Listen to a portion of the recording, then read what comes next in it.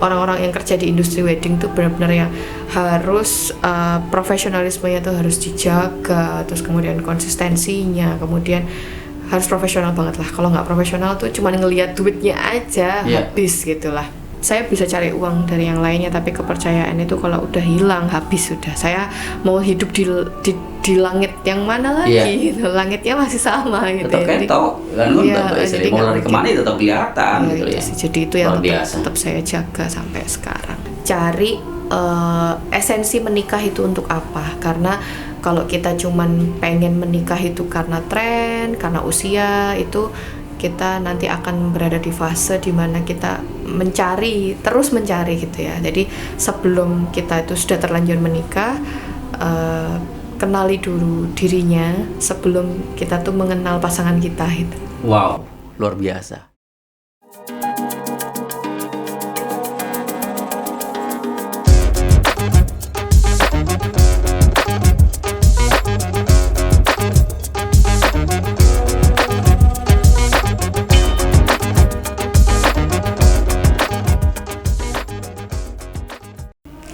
Alhamdulillah, assalamualaikum warahmatullahi wabarakatuh. Podcast Ngupas Manten, ngobrol serba-serbi manten. Sekali lagi terima kasih banyak buat semua masyarakat Indonesia yang sudah menyaksikan podcast Ngupas Manten yang akan memberikan informasi tentunya tentang industri wedding. Jadi buat masyarakat Indonesia yang butuh info perlengkapan pernikahan, mulai dari catering, kemudian juga ada wedding organize, ada desainer baju, ada lagi venue ya, entertain, artis, semuanya ada di podcast Ngupas Manten. Nah, alhamdulillah di episode kali ini podcast Ngupas Manten, subhanallah, kehadiran satu narasumber yang sangat luar biasa. Bisa dibilang mungkin satu abad ya tidak silaturahmi ya. Karena lebih 10 tahunan, subhanallah, luar biasa. Bangga banget dan sangat bahagia Raka kehadiran satu narasumber yang satu ini. Beliau adalah owner dari Laksmi Muslimah Wedding. Tepuk tangan bro. Alhamdulillah, Masya Allah. Assalamualaikum Mbak Nungki. Alhamdulillah. Ya, alhamdulillah. Satu abad ya. Iya benar ya. Ya, zaman itu 2017 kayaknya. 2017 betul. Terakhir Raka masih MC di Laksmi ya. Bener. Dan itu masih ikut suhu Raka ya, Mas Hanif di Royal Plaza Traditional Wedding ya, 2017 itu. Jadi masih kita sinergi dengan Laksmi. Raka dulu 1 bulan 4 kali 5 kali di job MC sama Laksmi. Insya Allah 2024 ini 7 kali sebulan ini. Amin bro. Aduh teman-teman di sana kangen semua, alhamdulillah. Pada sehat semua, Mbak. Alhamdulillah sehat. Alhamdulillah. Mbak Nungki sendiri perjalanan dari Kenjeran, Surabaya Timur ya Pak ya? Aku di Rungkut. Oh sekarang di Rungkut ya? Gimana tadi perjalanan dari Rungkut ke Citomol Surabaya? Tinggal koprol kayaknya. Wes, dekat-dekat ya. Langsung datang ya, langsung nyampe. Alhamdulillah, luar biasa. Aktivitas semua lancar, keluarga di rumah juga semua sehat Mbak? Alhamdulillah sehat semuanya. Oke, teman-teman, seperti janji Raka, ada beberapa juga yang sudah chat dan japri, kapan nih ya Laksmi bisa hadir di podcast Ngupas Manten. Nah ini Raka akan hadirkan ya. Kita akan kupas, kita akan ngobrol tentang perjalanan karir dari Laksmi Muslimah Wedding, dan tentunya siapa akan memberikan sebuah inspirasi dan juga motivasi ya kepada rekan-rekan bisnis industri wedding, dan tentunya kepada calon manten yang ada di rumah. Oke, Nungki, nama lengkapnya siapa sebenarnya Mbak Nungki? Nungki itu nama panggilan waktu kecil ya gitu. Terus nama lengkapku sebenarnya Nur Aini. Oh, ya Nur jadi Aini Majid ya. Nur Aini Majid gitu. Majid. Iya. Ini nama arti kalau dari papa bilang katanya Nur Aini Majid itu artinya cahaya mata yang mulia. Subhanallah. Nur Aini Majid ya. Cahaya mata yang mulia. Al-Muizzu. Hampir sama mungkin Mbak ya. Majid juga mulia ya. Iya. Mulia. Al-Muizzu kayaknya juga sama sih. Mulia. Siap. Oke, akhirnya dapat julukan atau nama entertain. Nama kecil sih. Nama jadi hampir sebagian besar keluargaku tuh nama depannya Nur gitu. Jadi nggak tahu gimana ceritanya dipanggilnya Nung gitu. Nung. Ya. Atau mungkin zaman dulu tuh Mbak ya istilahnya anak kecil itu ya. ngomong gak iso gitu ya, bisa jadi mungkin ya Mbak ya, Nur, Nung gitu Mbak mungkin Mbak ya. Nggak tahu sih. Nggak tahu ya, tiba-tiba udah Nung gitu jadi ya. Nungki aja gitu. Luar biasa. Berapa bersaudara Mbak? 2, saya sama kakak saya, aku cewek sendiri sih. 2 bersaudara, cowok dan cewek dong. Itu. Oke. Tapi aku sama kakakku beda 13 tahun. Wih, 13 tahun ya. Beda 13 tahun. Zaman itu Mbak ya, ini yang bener Mbak. Ada ini Mbak ya 2 tahun, 1 tahun udah keluar ini saudaranya Mbak. Produktif berarti bapaknya bro ya. Oke, zaman SMP ya Mbak ya, sudah dipanggil Nungki waktu itu. Waktu kecil sih kayaknya. Waktu kecil. Ya, waktu kecil tuh dari emang nama panggilannya di rumah Nungki gitu. Siap. Gitu. Oke. Tapi Nungki. nama panggungnya Nungki Laksmi. Nungki Laksmi. Nah, ini kita akan kupas lagi. Siap. Nur Aini Majid, tetapi sejak kecil sudah akrab dipanggil di rumah, di keluarga Nungki, ya, Nungki. Nah, akhirnya mendirikan sebuah perusahaan ya, Laksmi Muslimah Wedding. Itu berdirinya kapan Mbak, dan kenapa sih kok dinamakan Laksmi? Bisa diceritakan Mbak, mungkin sebuah edukasi juga buat masyarakat di luar sana Mbak. Ya, jadi aku diriin bisnis ini dari tahun 2007. 2007. Ya, jadi waktu Oke. aku masih sekolah, masih SMK. Siap. Jadi waktu itu aku masih SMK, terus emang dari dulu tuh suka banget di bisnis gitu ya. Jadi waktu SMP aku udah jualan macem-macem, aku udah MLM-an, kayak gitu dari SMP. Mulai dari SMP. Dari SMP. SMP gitu ya. bro, Zidan SMP lu sudah MLM-an bro. Itu Oke. terus waktu SMK gitu kan, sebenarnya dulu sekolahnya kan SMK. Ya. Terus habis itu masuk SMK itu karena terpaksa gitu sebenarnya. Terus gimana ini Mbak? Dorongan orang tua atau? Ya, jadi waktu itu pilihannya cuma 2, lulus SMP masuknya pondok atau masuknya 3 ding. Sekolah kayak militer gitu, jadi kayak semacam Taruna Nusantara gitu. Siap, Tapi siap. di Bandung namanya Krida Nusantara, atau mondok atau masuk SMK. SMK. Jadi itu kayak pilihan tuntutan dari orang tua atau sebuah inspirasi hobi enggak dari sih, Mbak Nur sendiri? Dari orang tuaku. Jadi Oh, dari orang tua. pilihannya cuma itu. Aku nggak mau mondok. Iya, oke mondok udah langka tuh Nggak mau ya, tinggal mondok. 2. Terus habis itu tinggal pilihannya ke Bandung atau ya udah di Surabaya, tapi masuknya SMK.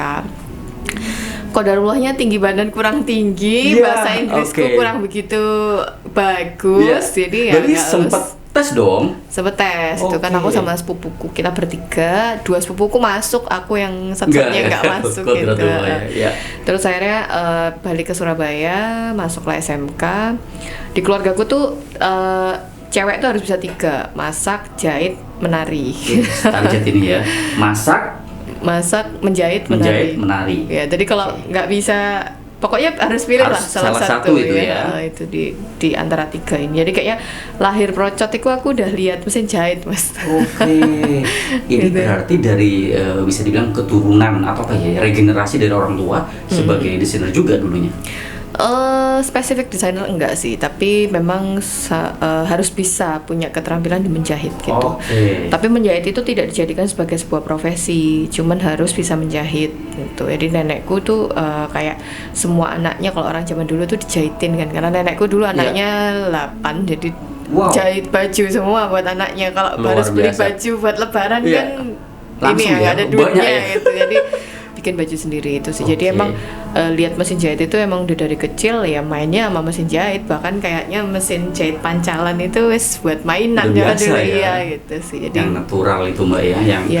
geledek gitu Iya, ya. Oke. kayak gitu. Terus setelah memilih di antara 3M itu menjahit, menari dan Memasak. memasak ya.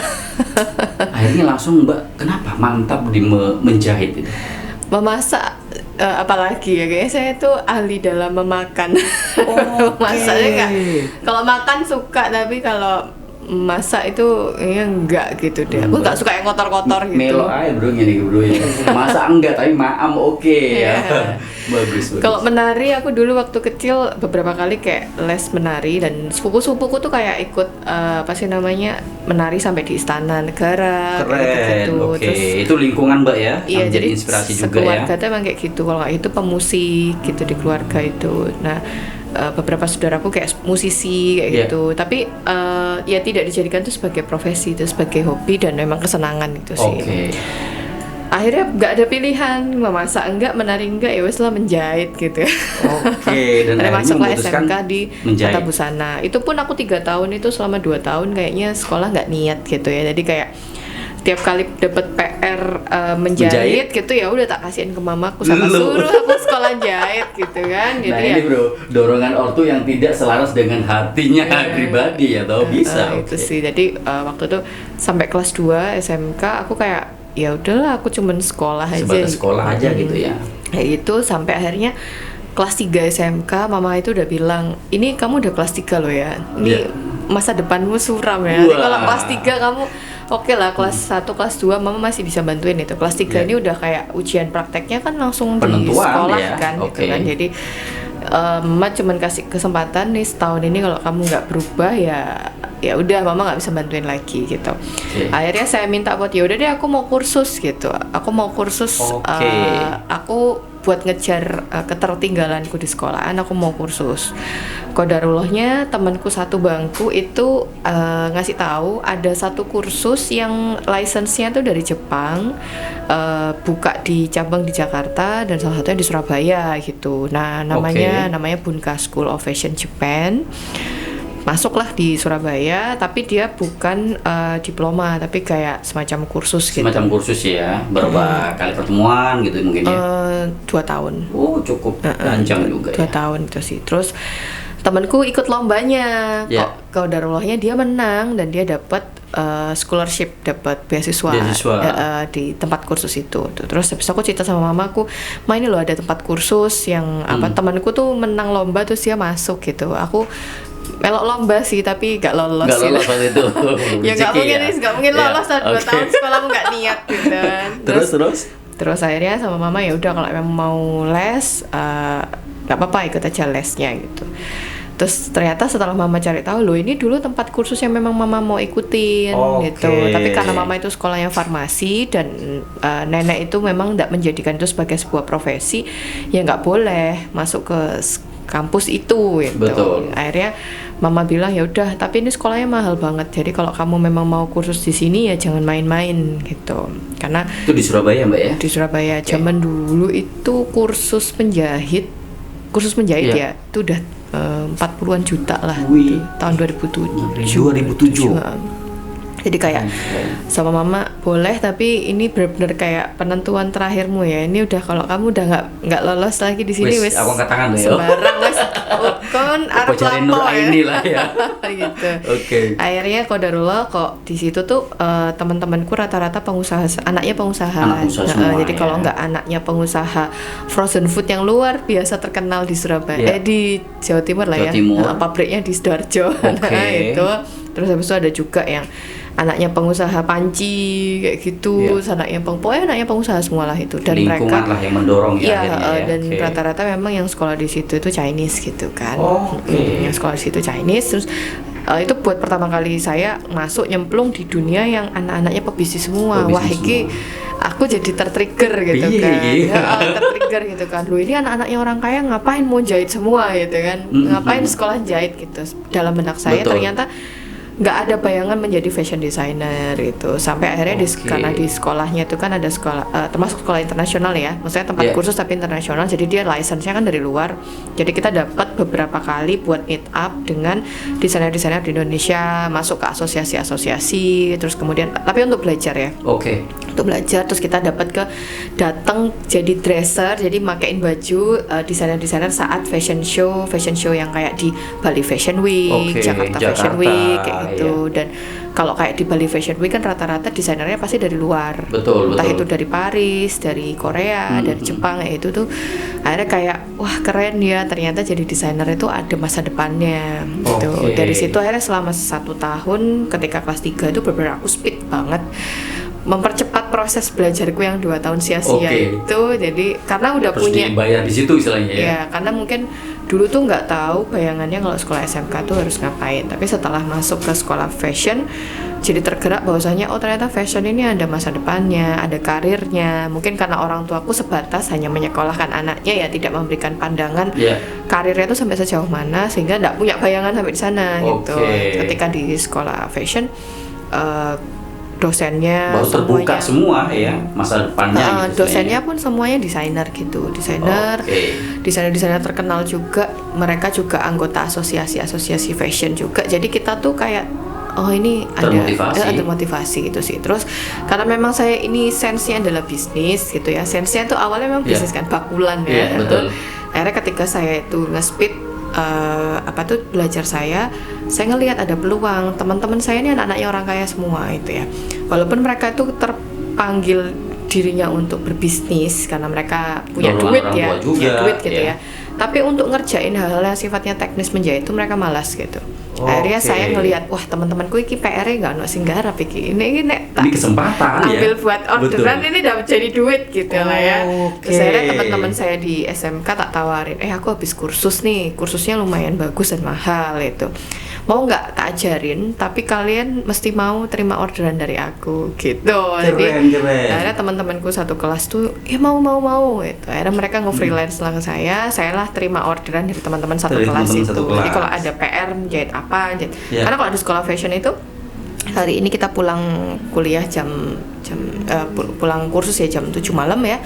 Besok itu masuk jam pagi. 12 siang itu baju udah harus jadi.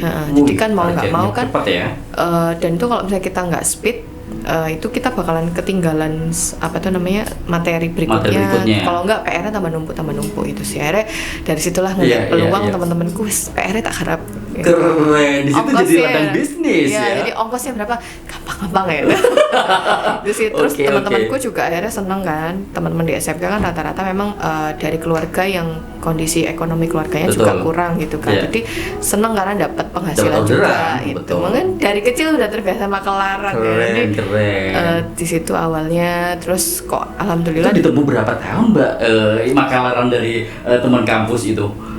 Ya selama aku sekolah 2 tahun ya. Jadi di situ ya bro.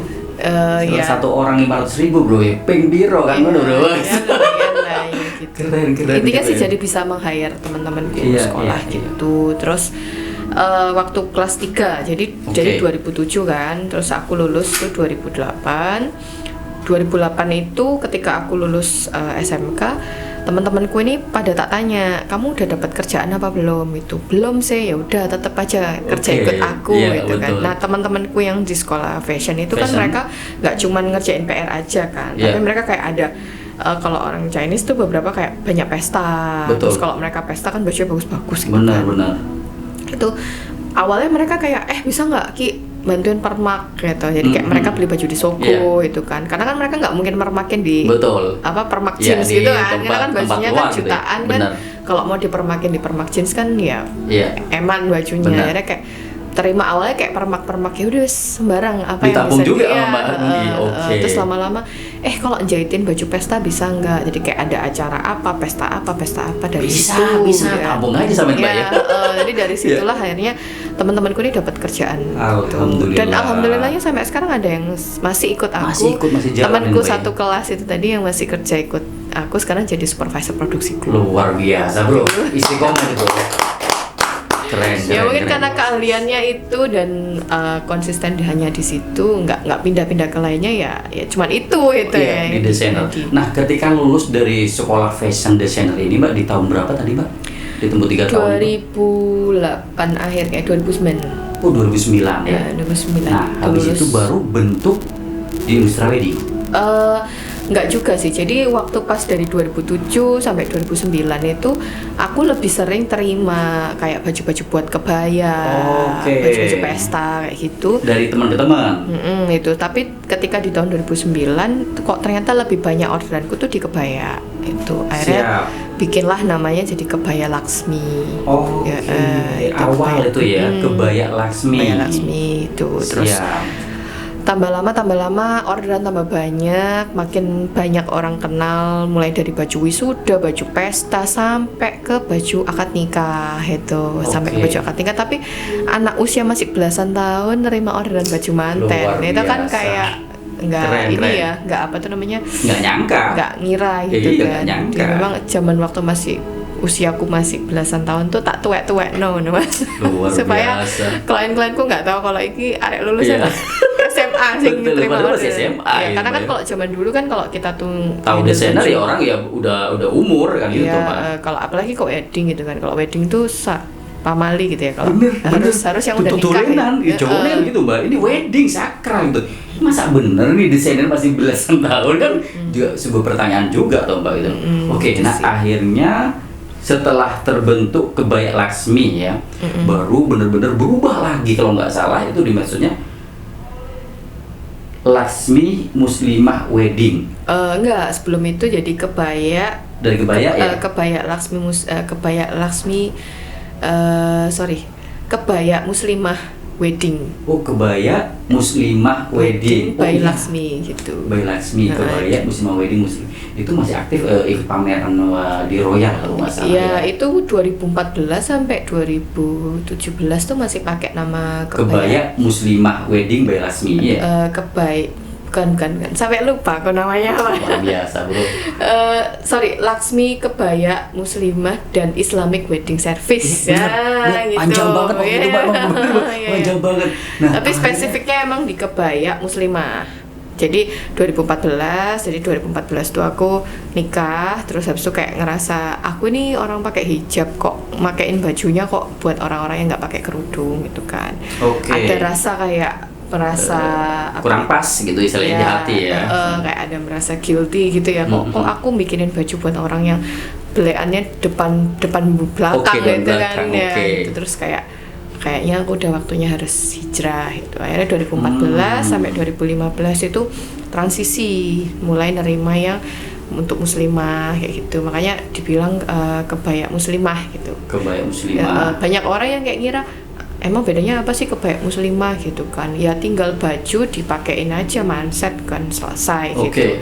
Tapi kita waktu itu enggak, kita benar-benar mengedukasi banget. Tapi waktu pas 2014 itu sampai 2015 ya, pas akhir-akhir lah ya, aku nikah kan sekitar bulan Oktober gitu kan, jadi udah transisi 2014 Oke, ke 2015. Bang Gi, masalah transisi kita tahan dulu ya. Kita Oh, akan iya. kupas lagi lebih dalam lagi, lebih panjang lagi. Bos, ini fashion designer legendaris 17 tahun atau kurang lebih 20 tahun berkarya. Kita akan kembali lagi setelah yang satu ini. Ojo nandi tetap di podcast Ngupas Manten, ngobrol serba serbi manten.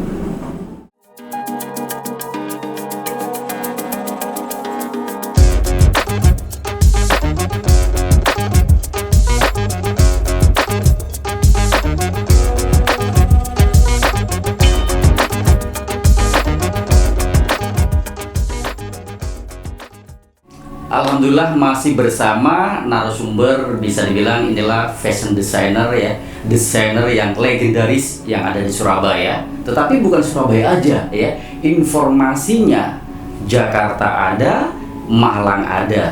Nah, Malang ini yang saya pastikan ada. Kenapa? Karena sudah bersinergi dengan Nobel Entertainment atau partner ya di event Serba Serbi Manten Expo. Nah, nanti lebih jelasnya kita akan kupas lebih dalam lagi, kita akan cerita ya seperti apa perjalanan dari Laksmi Muslimah Wedding Surabaya.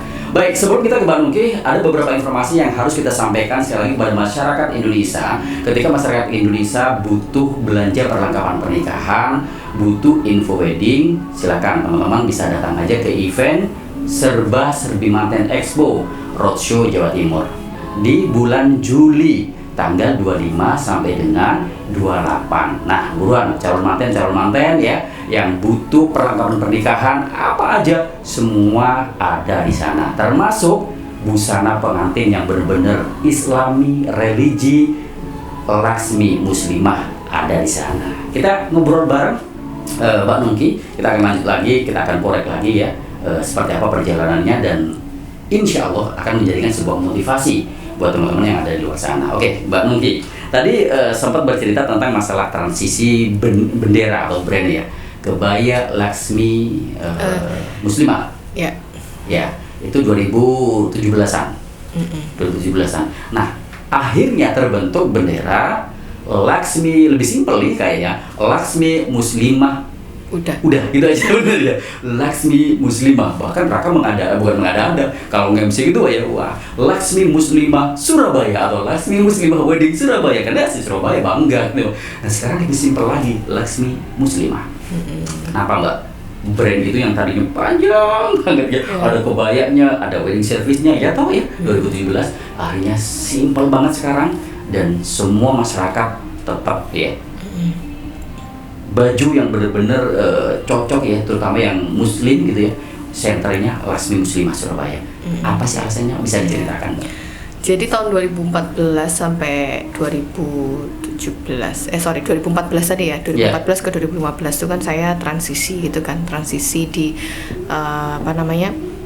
dari yang nggak berhijab menjadi berhijab gitu kan. Dulu kan ya udah kebaya Laksmi gitu, jadi Laksmi kebaya muslimah gitu kan. Nah itu pas pada saat transisi itu kok susah jualan itu kan, kita banyak nolak klien, bahkan sempat 6 bulan tuh nggak ada omsetnya mas. Jadi benar-benar 6 bulan itu kita tirakat banget. Luar biasa sejarah.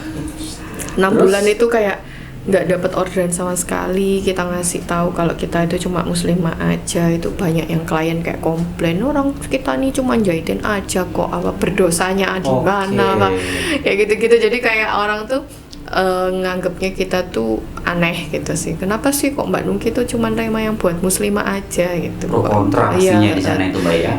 Terus selama 6 bulan tuh tim itu kayak orderan tuh sangat sedikit sekali lah, pokoknya buat hidup itu aja bener-bener gak cukup gitu lah. Kita tirakat banget selama 6 bulan. Semua karyawan tuh saya dudukkan, masih mau lanjut apa enggak kerja di sini, kondisinya kayak gini, kalau memang mau resign ya enggak apa-apa, resign aja. Pokoknya saya tetap konsis bahwasanya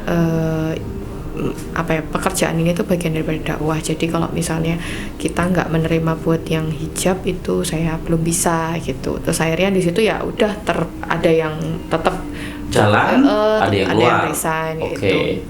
Qadarullah, mungkin Allah kasihan gitu ya lihat kita ya 6 bulan kok penghasilannya kayak gitu ya.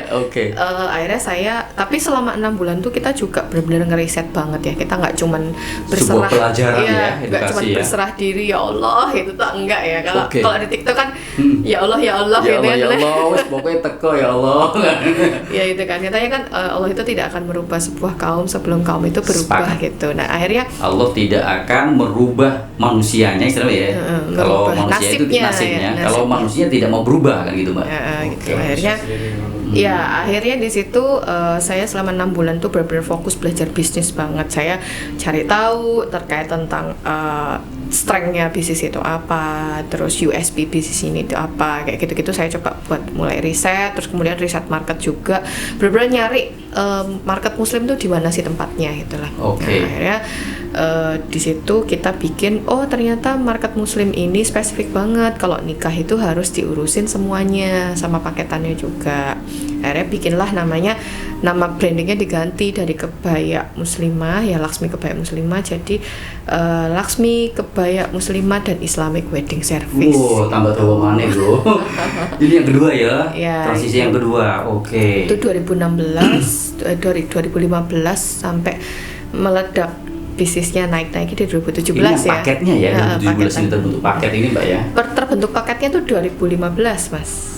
Jadi waktu pas kita transisi 2014 ke 2015 itu kan susah jualannya kan, selama 6 bulan. Akhirnya di 2015 kita bikinlah itu tadi paketan wedding itu.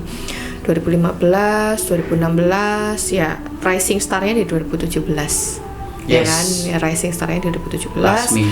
Benar-benar almost semua muslimah kalau nikah ya pasti datangnya ke Laksmi gitu kan, bener-bener yang one stop service. Kita banyak kerjasama, tapi memang karena saya keahliannya adalah di bisnis dan fashion ya, jadi produk-produk lainnya itu saya kerjasama ya, termasuk salah satunya kerjasama Mas Raka itu ya. Jadi MC nggak mungkin saya MC sendiri gitu kan, dekor saya kerjasama sama partner saya, terus WO dan lain-lain tuh kita ngurusin sendiri lah. Sore itu Mbak Nungki sebelum corona tuh Mbak ya?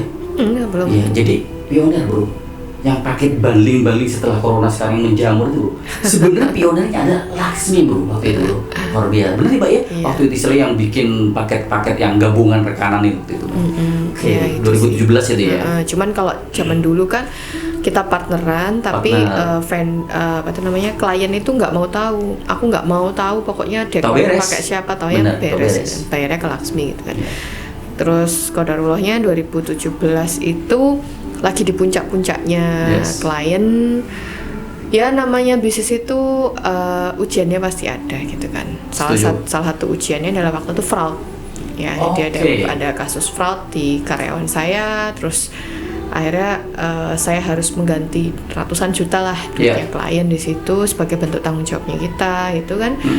Terus kemudian juga vendor-vendor yang kerjasama dengan kita itu nggak bisa ngukur kapasitasnya. Dalam satu hari itu mungkin kita bisa wedding tuh ada mungkin 10 kali ada mas, double 10 gitu ya satu harinya ya. Satu harinya, jadi kayak makeup artisnya yang partneran sama kita tuh ada 7 atau 8 gitu. Jadi benar-benar yang dalam satu hari itu cuman di hari, anggaplah di hari Jumat itu ada 10, hari Sabtu ada 10, hari Minggu ada 10 itulah. Ini semua tertangani Mbak ya? Iya, cuman banyak vendor yang digandeng. Iya, sampai akhirnya ada salah satu dekor yang waktu itu dia itu mungkin karena butuh duitnya banyak gitu ya, dia nawarin ke banyak vendor-vendor di luar sana, aku loh yang ngerjain dekornya Laksmi gitu. Akhirnya kalau kamu mau ambil dekor di aku nanti tak kasih harga inilah, harga cincai gitu. Akhirnya mungkin lagi. Ya, jadi dari situlah akhirnya kita tuh tahu banget bahwasanya gimana cara mengukur kapasitas produksi itu seperti apa. Jadi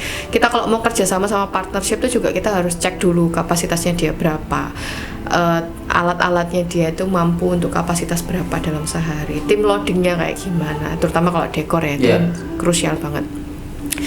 Takdirnya waktu itu kita nge-handle salah satu anggota dewan, nikahnya itu dekornya nggak kepasang, pokoknya semuanya itu beres kecuali dekor itu benar-benar yang hanya terpasang mungkin cuman 50% kayaknya dekornya. Iya.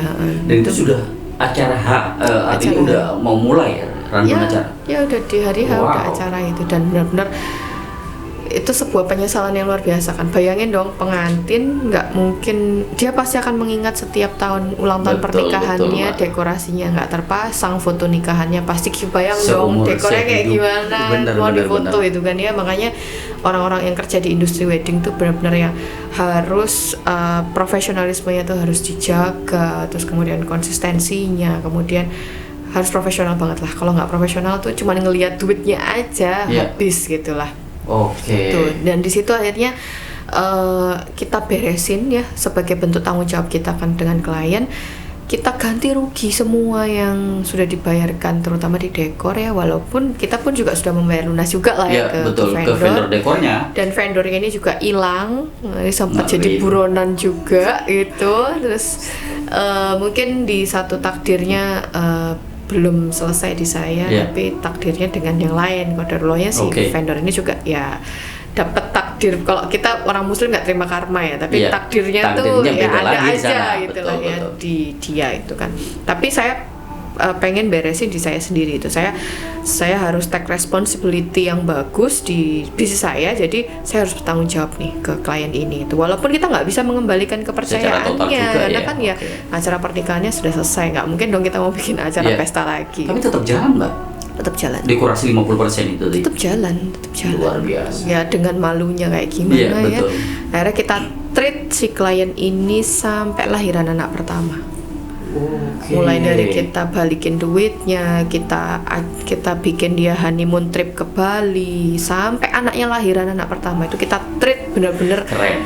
After sales itu kita jaga banget supaya klien ini satisfying-nya itu benar-benar itu menjaga sebuah kepercayaan lah ya. Karena buat saya bisa cari uang dari yang lainnya, tapi kepercayaan itu kalau udah hilang habis sudah. Saya mau hidup di langit yang mana lagi gitu. Langitnya masih sama gitu. Tetap ketok kan, jadi mau lari kemana tetap kelihatan gitu ya. Jadi itu yang tetap saya jaga sampai sekarang. Itulah sebuah tanggung jawab ya, lika-liku perjalanan dari seorang pengusaha yang luar biasa, Nur Aini Majid, benar Mbak ya? Subhanallah, Nungki, dan akhirnya terbentuk ya sebuah nama yang sangat simpel, Laksmi Muslimah. Nah, sebelum menceritakan kenapa kok bisa berubah menjadi nama yang sesimpel dan keren ini gitu, Laksmi sendiri itu artinya apa sebenarnya Mbak? Laksmi itu artinya cantik. Bahasa India. India. Bahasa India. Gitu. Kenapa kok pakai nama Laksmi? Ya waktu itu emang kayak zaman dulu cari-cari nama lah ya. Yang merepresentasikan seorang perempuan itu seperti apa. Ya udah dapatlah nama Laksmi. artinya cantik. Cantik. Gitu kan. Berharap semua perempuan pasti berharap pengennya cantik gitu kan. Semua perempuan pasti berharap di pernikahannya tuh manglingi gitu kan. Yeah. Ya, jadi bahasa representasi cantik itu adalah bahasa terbaik yang merepresentasikan seorang perempuan di pernikahan. Gitu. Oke, perjalanannya sangat panjang juga ya, mulai dari kebaya, kemudian yang awalnya bikin pakai juga semua vendor atau semua tema masuk ya. Nah sekarang temanya adalah Laksmi Muslimah. Nah ini butuh edukasi juga, butuh dijelaskan juga kepada calon manten yang ada di luar sana. Akhirnya yang sekarang ini yang terbaru ya di 2024 ini Laksmi Muslimah itu berarti segmennya atau target pasarnya itu bagaimana? Harus yang muslim aja ya pasti ya mungkin, atau terima yang tradisional juga modern atau bagaimana Pak? Jadi karena 2017 tadi ya, kejadian 2017 itu akhirnya kita hijrah lagi ya, kita mengalami proses hijrah yang baru setelah habis-habisan semua sudah dijual habis buat mengembalikan kepercayaan klien. Saya pikir saat itu hidup saya sudah berakhir gitu kan. Nama baik udah hilang. Bahkan itu Mas dalam satu hari itu ada 5 klien yang gagal. Mas dalam satu hari itu Mas Raka bisa bayangin zaman dulu tuh dekor nggak semurah-murah sekarang ya Mas. Bener banget. Kalau zaman sekarang kan dekor tuh ada yang jutaan belasan gitu ya. Zaman dulu tuh dekor tuh pasti puluhan juta gitu kan ya.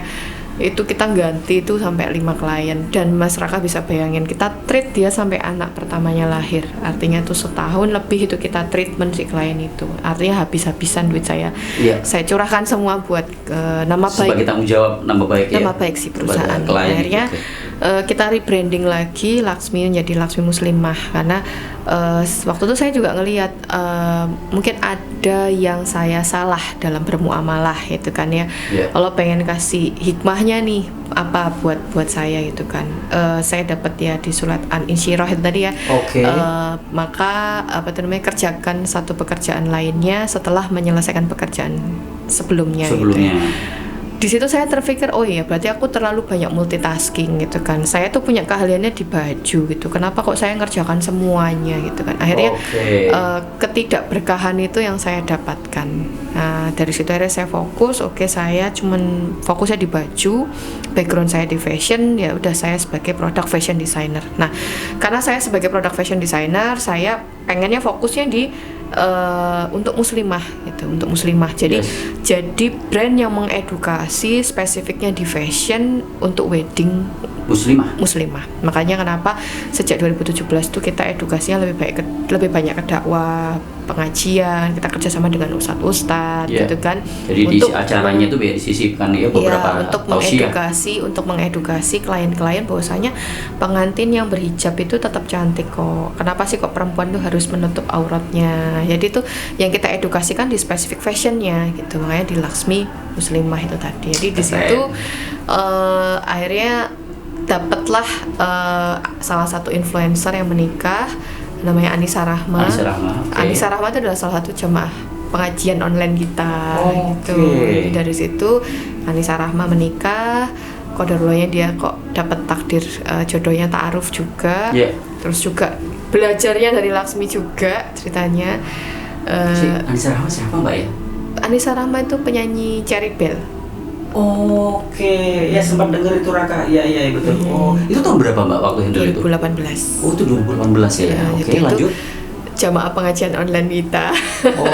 Jamaah al-online. Al-online, subhanallah. Jadi belum ada pandemi, kajian belum ada Zoom online, kita udah jalan dari 2017 itu.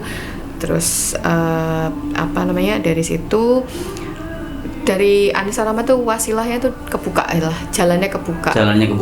Banyak akhirnya artis-artis yang hijrah juga pakai Laksmi ya, sampai alhamdulillah sampai sekarang lah masih tetap konsisten untuk menjadikan Laksmi ini sebagai jalan buat dakwahnya saya gitu. Karena saya nggak pernah tahu nih umur saya sampai kapan itu kan.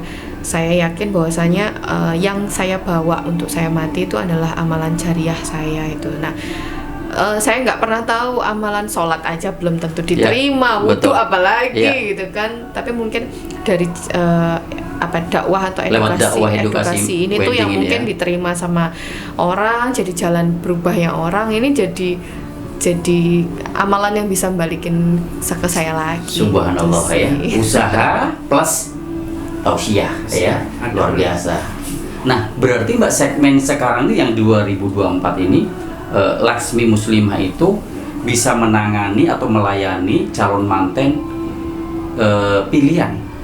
Bisa dibilang seperti itu. Tradisional apa masih bisa jalan, muslim modern atau bridal sekaligus itu bisa nggak seperti Ya, itu? Mbak? jadi gini, fashion itu kan luas banget ya. Iya. Mulai dari bentuk pakaian itu kan macam-macam. Apalagi kalau Indonesia ini kan kita punya adat yang banyak banget gitu. Karena saya tuh industrinya di fashion, saya juga nggak mau hanya menspesifikkan di pakaian muslimah khusus untuk gaun aja gitu kan. Karena Indonesia ini kulturnya juga banyak. Betul. Saya pun merasa sebagai fashion designer tuh punya andil juga dalam membuat sebuah tren pakaian daerah yang juga bisa dipakai untuk muslimah, kebaya Sepakat, misalnya, iya. gitu kan. Misalnya orang nikahnya ada tapi tetap dia pengen berhijab. Berhijab. Jangan sampai nanti waktu nikah itu sehari-harinya udah pakai kerudungnya udah yang bener lah Iya. ya. Terus waktu nikah malah harus Dilepas. paesan misalnya, Iya. harus terlihat rambutnya, telinganya kayak gitu. Jangan sampai itu terjadi hal seperti itu. Karena Laksmi Oke. spesifiknya sekarang untuk edukasi. Jadi ya saya juga dengan tim saya juga meriset juga pakaian-pakaian apa yang bisa membantu untuk muslimah-muslimah itu menikah. Karena kan namanya orang nikah itu kan nggak cuma tentang dia doang, kan ada Betul. orang tuanya, ada Iya. mertuanya, ada keluarganya. Jadi kita juga harus jadi solusi pakaian pengantin buat pengantin.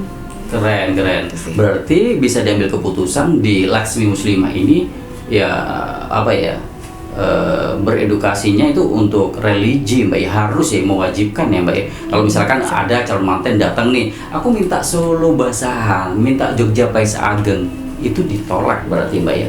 Bukan ditolak, tapi kita memberikan edukasi pakaiannya yang seperti apa yang bagus untuk mereka dalam sudut pandang muslimah. Gitu. Oke, Jadi kayak diedukasi ya, Mbak ya. Itu kayak Nah. misalnya gini nih, tahun 2021 itu kita bikin satu tren namanya pengantin Melayu gitu kan. Oke. Kalau sekarang kan udah ngetren banget ya Iya, pengantin betul. Melayu. 2021 tuh kita ngeluarin namanya Malaka Series itu, kita keluarin edukasi. Oh ini loh pengantin ala Melayu. Karena kan di Indonesia ini kan dari Luas ya. Sabang sampai Merauke Betul. lah ya. Di rumpun Melayu ini itu mereka punya pakaian adat yang sangat memunculkan kesahajaan seorang muslimah itu. Kita angkatlah ke Jawa. Saya coba buat mengedukasi kalau pakaian Melayu tuh bagus juga loh dengan songket Melayu. Tapi tetap muslim. tetap ya. muslimah kayak gitu. Akhirnya disitu jadi tren. Bahkan sekarang FYP konten Bener, mana-mana, luar biasa. pengantin inspirasi Melayu sebelum Betul. bahasanya intimate wedding ya, Iya. kita udah bikin Sudah jalan ya Mbak ya. gitu ya. Subhanallah. Karena memang salah satu visi ke depan kita adalah jadi trendsetter untuk pengantin muslimah. Keren. Mudah-mudahan selalu sukses, Amin. terus meroket ya, dan pastinya menjadi inspirasi buat calon manten. Nah, ada beberapa Mbak pertanyaan Raka pribadi dan juga mungkin mewakili dari calon manten yang lain gitu ya. Busana yang seperti apa atau tema seperti apa Mbak di konsep yang terbaru 2024 ini, Laksmi Muslimah ini yang paling best seller lah. Wah, aku pokoknya harus Laksmi. Nah, yang paling banter lah di situ apa Mbak Isem? Tahun 2024 ini kita ngeluarin koleksi baru juga sebagai tren fashion wedding ya. Harapannya ini bisa mewarnai industri wedding di Indonesia juga, Oke. terutama spesifik di muslimah ya. Kita ngeluarin koleksi baru namanya Magnificent Journey. Magnificent Journey. Journey. Uh-uh. Oke. Perjalanan cinta yang agung. Wah, gitu. cinta lagi bro. Emang kuncinya ya bro ya, mau sukses, mau lancar, semua harus didasari dengan cinta. Baru tadi ngobrol sama owner apa Cita Entertainment ya, luar biasa. Cinta basic utamanya. Oke, Iya, lanjut jadi, Mbak.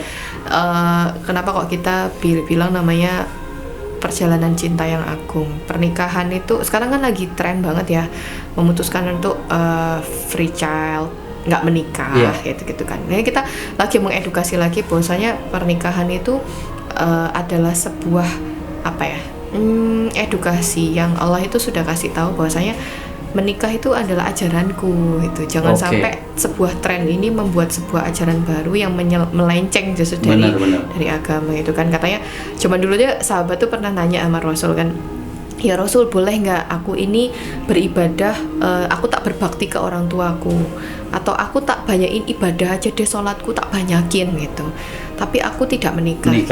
Kata Rasul gini, sebaik-baik umat itu adalah aku tidur di malam hari dan bangun di kala waktu sholat. Aku juga berbakti kepada orang tuaku dan aku juga menikah. Luar biasa. Jadi kamu mau jadi umatnya siapa?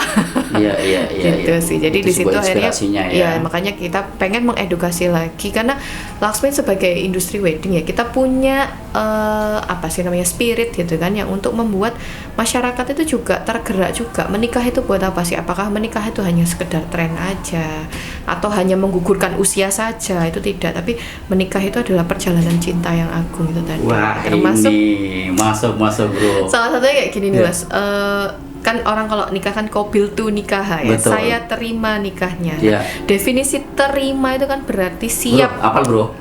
Siap bro, qabiltu nikah. Siap menerima kan ya. Pernikahan itu dibilang namanya ibadah yang paling panjang itu kan. Menerima segala bentuk warna-warninya kehidupan. Ya kan ya. Makanya salah satu tren yang kita munculkan di tahun 2024 adalah warna putih. Oke. Kenapa kok putih ya? Kenapa kok kita balikin ke warna putih? Putih itu adalah bagian daripada manifestasi penerimaan seseorang menghadapi warna-warni hidup kehidupan. Yang baru. Warna-warna kehidupan. Kan sebelum diwarnai itu kan warnanya putih dulu. Iya. Oke. Makanya kenapa kok baju akad nikah itu warnanya putih gitu kan. Sekarang kita justru malah bikin trennya adalah nggak apa-apa nikah di akad nikah dan di resepsinya pakai warna putih. Bagian daripada ini tuh doa manifestasi magnificent journey, dari perjalanan cinta yang agung. Siap nih jadi. Dan itu akhirnya kemarin kan jadi inspirasi juga pengantin-pengantin. Ada salah satu influencer juga yang solihah juga, Mbak Veve. Ya. Itu kemarin Mbak Veve nikah pakai, Laksmi juga pakai warna putih. Perjalanan juga. Cinta yang agung juga. Itu kemarin juga barusan salah satu penyanyi grup band yang lumayan terkenal juga, itu juga yang rambutnya gondrong. Siapa itu Mbak? Waduh, nggak boleh sebut nama. Nggak boleh sebut nama ya. itu juga nikahnya pakai Laksmi juga pakai koleksi yang busana Melayu. Dan itu warnanya putih juga. Jadi kita semua temanya perjalanan cinta yang agung juga. Ya, semuanya. Oke. Ini yang lagi trendy ya di Laksmi Muslimah. Silakan teman-teman kalau misalkan mau ngorek lebih dalam lagi, pengen tahu seperti apa koleksi-koleksi busana pengantinnya. Ingat 2024 dari Laksmi Muslimah ya, perjalanan cinta yang agung. Mbak, ada nggak Instagram, TikTok gitu Mbak ya? Yang harus disampaikan kepada calon manten yang ada di rumah. Kalau Instagramnya di mana itu Mbak? @laksmimuslimah. Jadi simpel sama ya. @laksmimuslimah. Kalau kantor sekarang di mana Mbak? Kantor kalau di Surabaya di Margorejo. Di Margorejo. Kalau di Malang itu di Taman Nusa Indah. Malang ada Taman Nusa Indah. Kalau di Jakarta di Depok. Jakarta di Depok, subhanallah. 3 kota teman-teman ya. Silakan Anda mau mendapatkan fasilitas ya yang luar biasa dari Laksmi Muslimah yang ada di Jakarta. Silakan di Jakarta. Itu semua 3 kota satu Instagram. Apa yang Jakarta sendiri, Malang sendiri? Ya, tiap-tiap kota ada sih. Ada laksmimuslimah.jakarta, laksmimuslimah.malang, laksmimuslimah.surabaya. Keren, luar biasa. Semua lengkap teman-teman, tinggal klik aja Laksmi Muslimah ya. Ini sangat menginspirasi buat calon manten yang ingin membangun mahligai rumah tangga dengan jalur religi ya, atau dengan ajaran-ajaran Rasulullah gitu Mbak ya. Tadi sudah disampaikan Mbak Nungki, sangat penting sekali ya untuk menjalankan sebuah pernikahan itu harus dikuatkan dengan dasar yaitu cinta atau mengikuti ajaran Rasulullah seperti itu Mbak ya. Mbak, di segmen yang terakhir ini Mbak ya, apa sih yang perlu disampaikan? Yang pertama, saya minta 2 nih Mbak ya, sebuah edukasi atau motivasi buat masyarakat yang ada di luar sana. Yang pertama kepada rekan-rekan vendor industri wedding Mbak, dari seorang Laksmi Muslimah, silakan Mbak. Pesannya sih satu, jadi dirimu sendiri. Dan mulai gali potensinya, fokus sama apa yang sudah jadi kelebihannya, kurangi multitasking, karena multitasking itu akan menurunkan fokus kita. Itu dari saya perjalanan 17 tahun tuh, yang justru ketika kita fokus, insya Allah rezeki kita tuh dibukakan sama Allah dengan Subhanallah, luar dengan biasa. banyak cara gitu sih. Ilmu buat teman-teman. bos, ilmu ya bos, teman-teman, ini ilmu ya. Kedua atau terakhir dari Mbak Nungki ya, apa perlu ya yang perlu juga disampaikan kepada calon manten di seluruh Indonesia dari Mbak Nur Aini Majid atau Nungki, silakan. Ya, untuk masyarakat yang mau menikah ya, terutama kan sekarang Gen Z ya yang mau menikah ini. Betul. Itu nggak usah ikut-ikutan trennya itu lagi kayak gimana ya. Oke. Fokus sama diri sendiri ya, cari esensi menikah itu untuk apa. Karena kalau kita cuman pengen menikah itu karena tren, karena usia, itu kita nanti akan berada di fase dimana kita terus mencari gitu ya. Jadi sebelum kita itu sudah terlanjur menikah, kenali dulu dirinya sebelum kita tuh mengenal pasangan kita gitu. Wow, luar biasa. Cukup ya Mbak ya? Wow, keren banget, detail ya, dan sangat mempunyai makna yang sangat luar biasa buat semua rekan-rekan vendor industri wedding di seluruh Jawa Timur ataupun Indonesia, dan juga buat calon manten. Mudah-mudahan ini bermanfaat. Sekali lagi, Raka dari Nobel Entertainment mengucapkan terima kasih buat Mbak Nungki sudah hadir di podcast ini. Sama-sama. Mudah-mudahan sehat selalu ya Amin. teman-teman di sana, dan tentunya semakin meroket ya, Amin. semakin menyala ya Bu ya, sekarang Bu ya. Semakin menyala Laksmi Muslimah. Sekali lagi terima kasih Mbak ya. Sama-sama. Sampai ketemu lagi di episode Terima kasih. berikutnya. Wassalamualaikum warahmatullahi wabarakatuh.